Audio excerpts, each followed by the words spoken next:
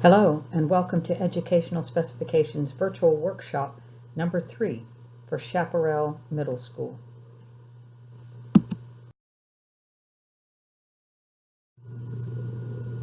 I'm Molly Smith, your planning lead from Think Smart Planning, and I will be guiding you through this workshop.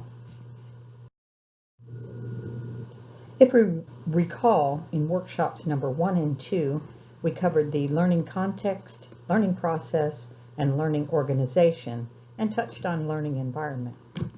We've also had input through interviews and research, and we've looked at some virtual tours in workshop number 2. We've used e-surveys to gather information, as well as downloading documentation from websites.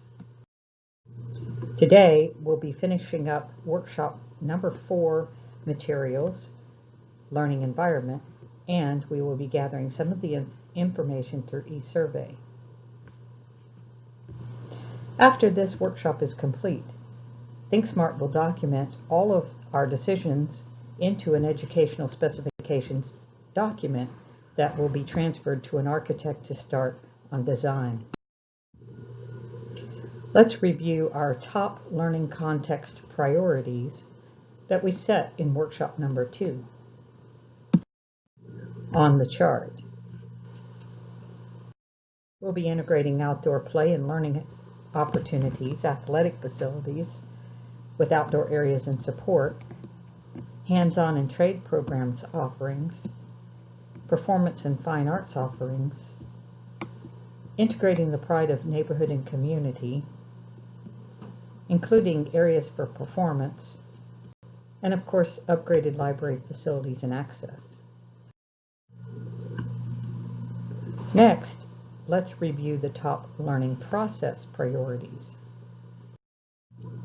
In question 1, we asked the group to rank the following learning context concepts from highest priority to lowest priority, and you can see that they are ranked here.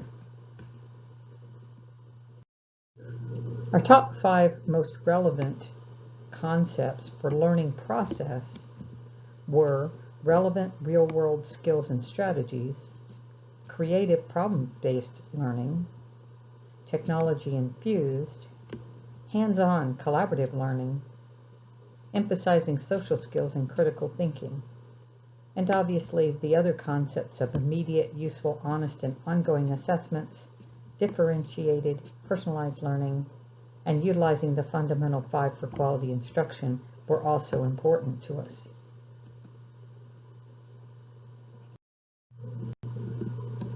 Next, let's review the top learning organization priorities.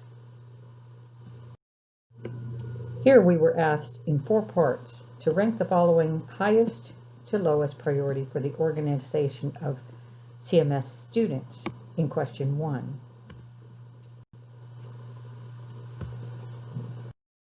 Here you can see the top 5 concepts that came from that question.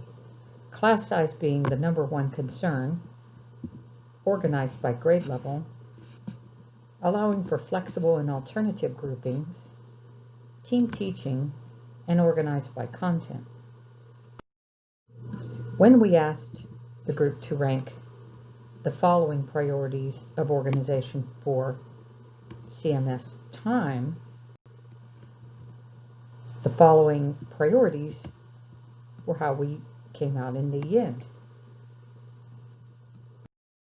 Here you can see the top 5 concepts. After hours access to games, library, etc. 1-hour period scheduling, allowing for the flexibility to start school or pick your own start time, individual flexible scheduling, and year-round school. In question 3, we asked the group to rank the following from highest to lowest priority for the organization of CMS subjects.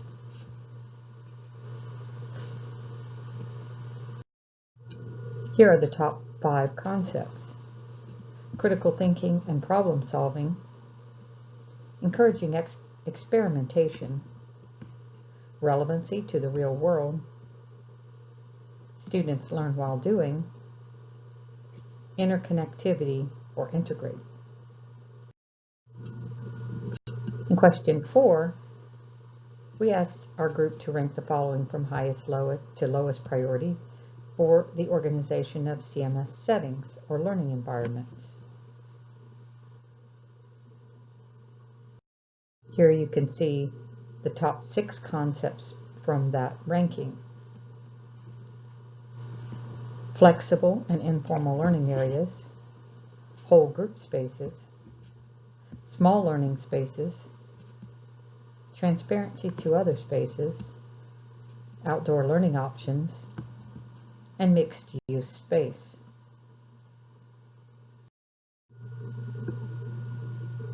Let's review the top learning environment priorities.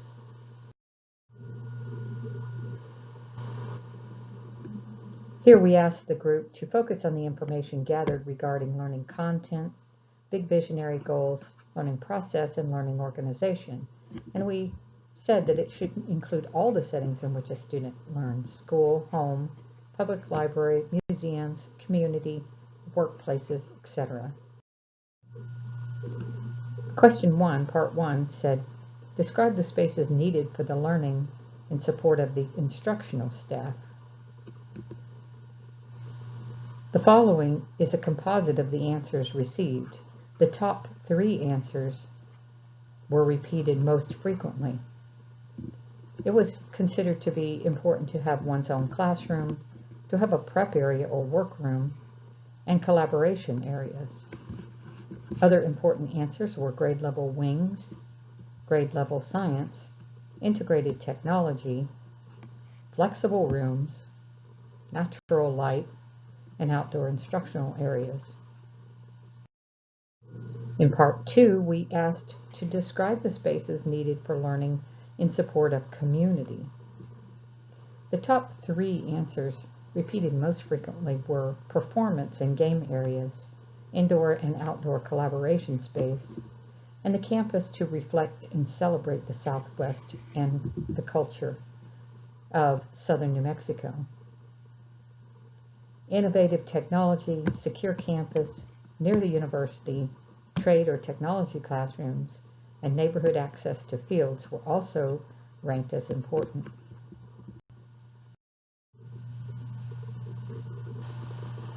In part 3, we asked to describe the spaces needed for learning in support of students.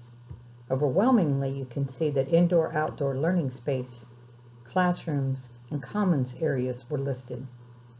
Small and large group areas, performance areas, sports facilities, pathways or CTE areas, flexible seating, integrated technology, modern science labs, and trades and skill classrooms were also listed. In question 2, we asked the group to discuss technology and its integration into the CMS learning environments. Here we see overwhelmingly the group mentioned one-to-one technology for students, both in school and in home. Robust Wi-Fi at school and home. That the technology be flexible and portable, available, functional and reliable, and that we have smart TVs with touch screens. Also mentioned were access to websites and school subscriptions, and STEM technology. In question 3, we asked the group to describe the ideal ways to incorporate flexibility and agility into CMS students' learning experience. The group mentioned grade level pods with a community work area, flexible teaching areas, and flexible seating as the top 3 ideas. Also mentioned were one-to-one technology, portable adjustable technology, open learning areas, access to labs and computers, centralized offices, grade level restrooms, grade level science labs, grade level hubs or courtyards, hallway visibility, and a centralized library. In question 4, we asked the group to discuss ways to incorporate community into the CMS learning environment. Our top 4 ideas were access to sports facilities, access to community resources, access to outdoor labs, activities and events, proximity to city parks and fields, and other things mentioned were prominent entry, close-in parking, large enough parking, performance areas, community displays, STEM, tech, and trade classrooms, proximity to university, and neighborhood schools. In the next section, we'll be recapping the space plan for CMS under the Learning Environment section of our work.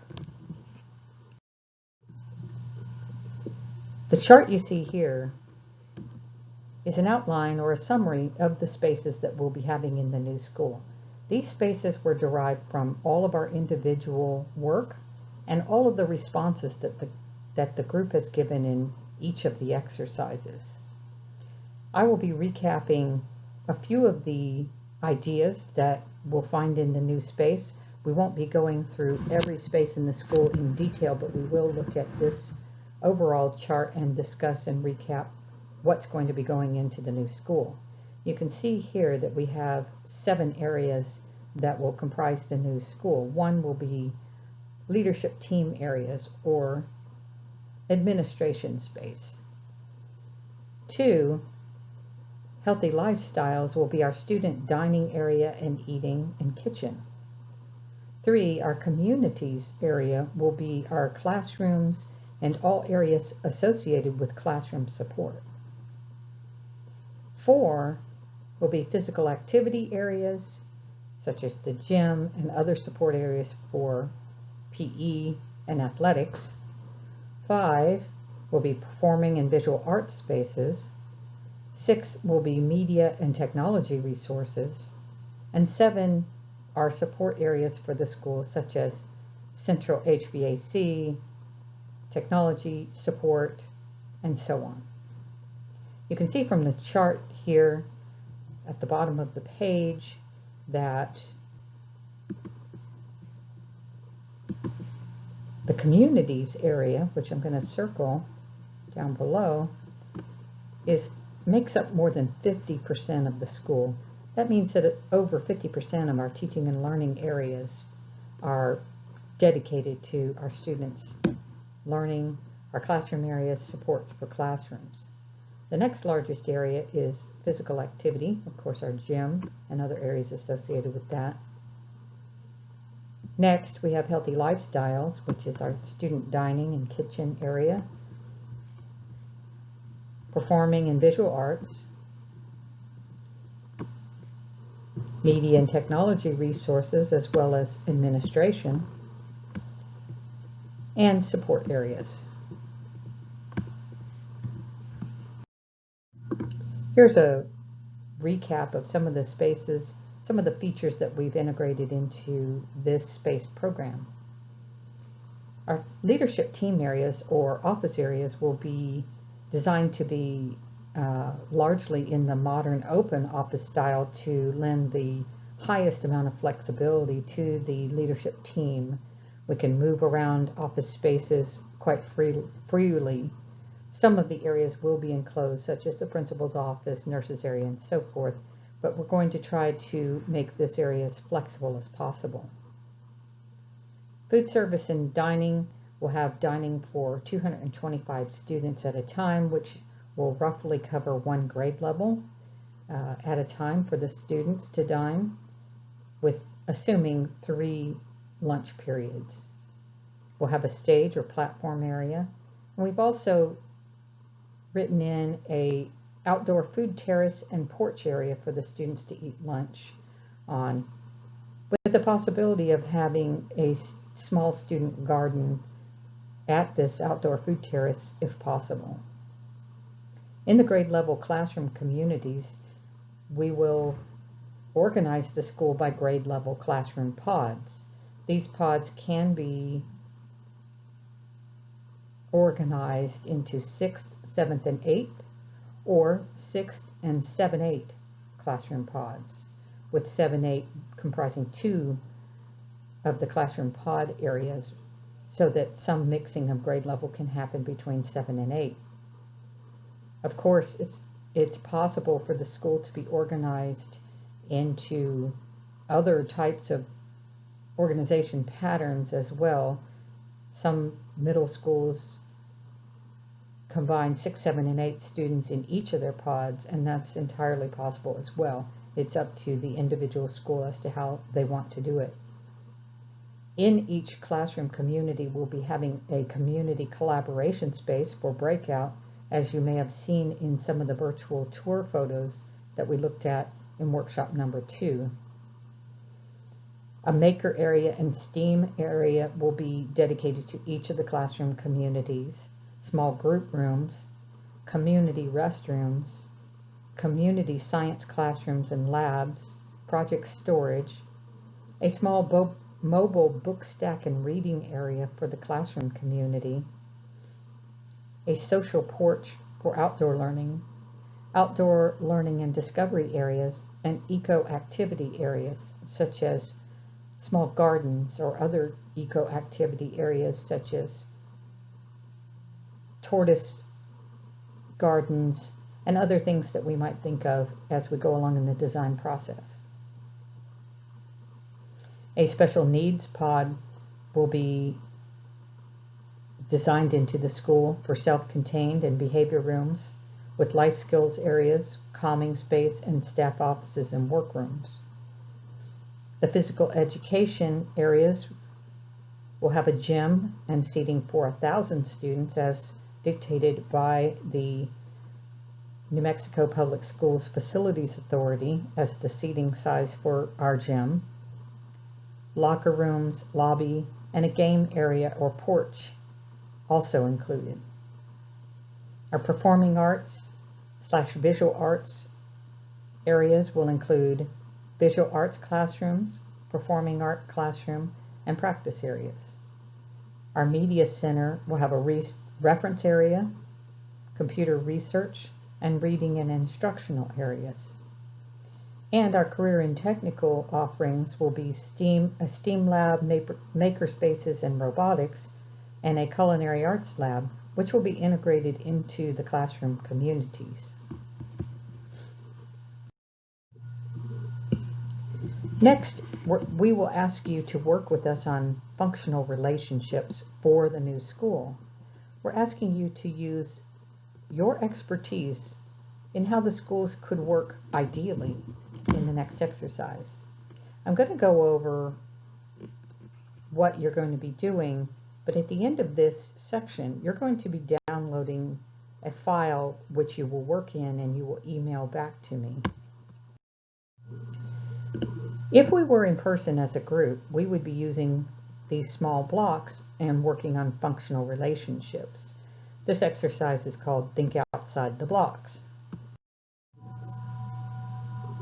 Here you can see the orange blocks represent classroom areas, with the yellow being the community areas within the classroom pods. The green blocks represent the administrative areas. The purple blocks represent the physical education. The blue blocks represent food and dining. And the red blocks at the top represent the performing arts, all grouped around a central courtyard area.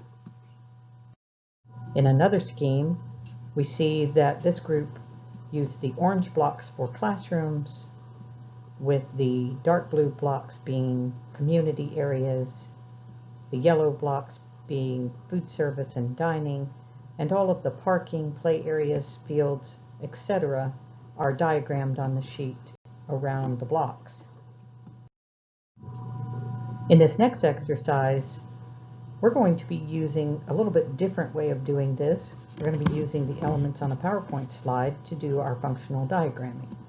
This exercise is designed to solicit your opinion about which elements of the new school should be located next to other elements. Please note this is not a floor plan. Your design professional will be working with many complex elements to create the actual floor plan for the middle school. The squares provided on the next page represent approximately 900 square feet net, the size of one classroom. The number of squares for each element, PE, fine arts, etc., is determined by the amount of net square feet provided in the space program for that element. We want you to copy and duplicate this slide entitled Components for the New Middle School by clicking New Slide at the line above and then Duplicate Selected Slide. On your duplicate slide, utilize all the elements provided to create your ideal functional relationship diagram for the school.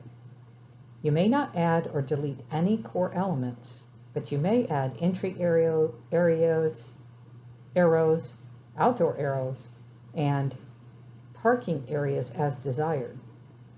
See the example slide next after the component slide for one way the squares could be ordered. You may create more than one relationship diagram if you wish by using the copy and duplicate function more than once. When finished, save the file with a new name and send it to molly@thinksmartplan.com.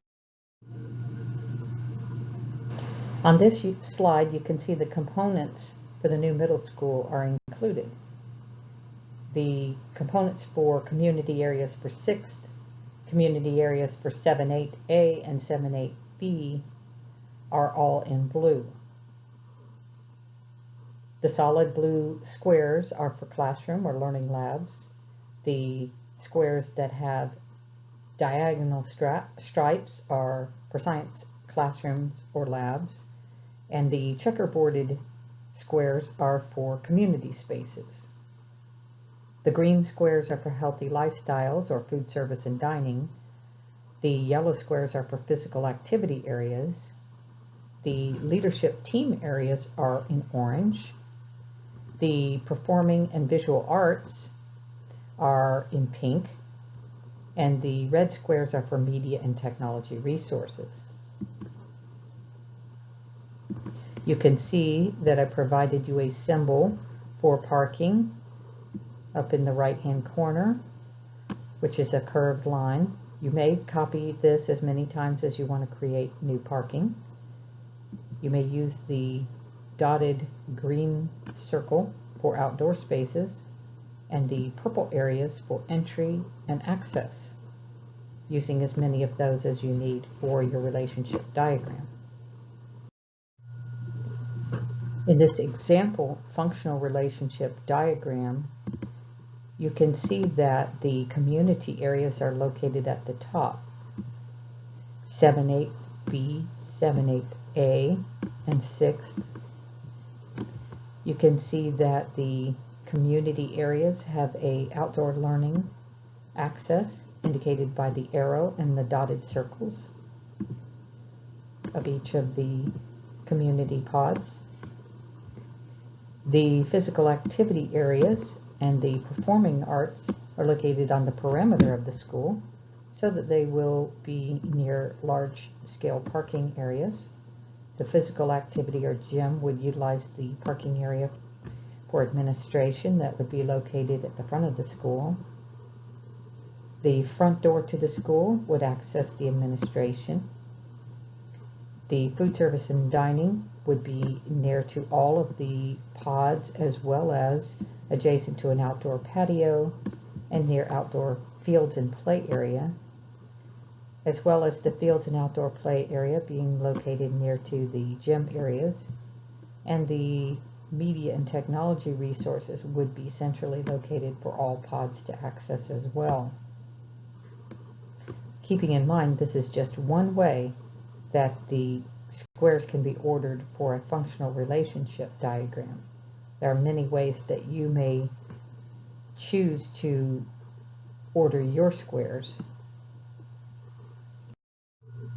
For exercise 7, please click or copy the link below to download the PowerPoint file for this exercise, keeping in mind that you must download the file and open it on a computer or desktop which has PowerPoint installed in order for it to work.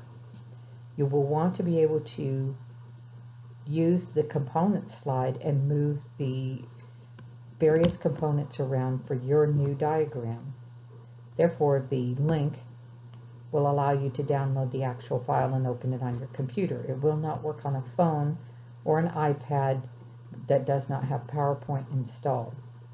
When you're finished, save the file to a new name and send it to molly@thinksmartplan.com. This is the end of workshop number 3. We thank you for participating in all 3 workshops for Chaparral Middle School. We will be communicating with you when these exercises are finished. Thank you so much for your time and your input into this planning process.